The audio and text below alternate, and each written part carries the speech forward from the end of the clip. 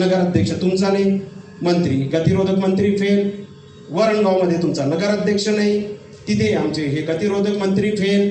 त्यानंतर जे आहे की तुमची जे आहे हे संपूर्ण जे आहे, एवढंच नाही तर तुमचं बुलढाण्याचं पालकमंत्रीपद गेलं, तिथे तुम्ही फेल. म्हणजे या फेल मंत्र्यांनी आता काय केलं पाहिजे?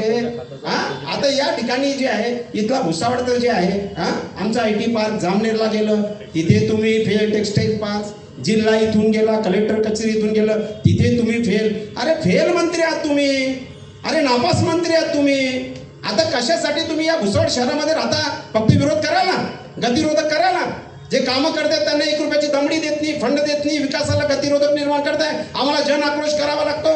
अरे फेल मंत्री आहात तुम्ही एकच काम करा, नैतिक दृष्ट्या राजीनामा देऊन टाका. जन आक्रोश मोर्चाच्या माध्यमातून आम्ही मागणी केलेली आहे की की नापास मंत्री, फेल मंत्री भुसावळ छोडो.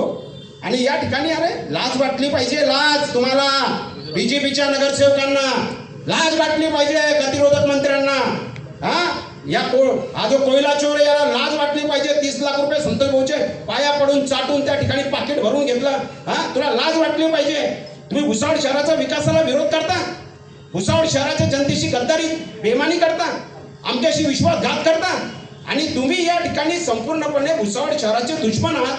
भुसावळ शहराचा सर्वसामान्य जो नागरिक त्रस्त आहे, हा जो जन आक्रोश रूपाने जनतेमध्ये या ठिकाणी मोर्चे, आंदोलन, संघर्ष करतोय, रस्त्यावरती उतरलेला आहे, हा जनतेचा जो आक्रोश आहे, हे जे नागरिक त्रस्त आहेत, हे फक्त जे संकट आलेलं आहे हे एकाच व्यक्तीमुळे आलेलं आहे. आणि त्या व्यक्तीचं नाव आहे संकट मंत्री, गतिरोधक मंत्री संजय सावकार.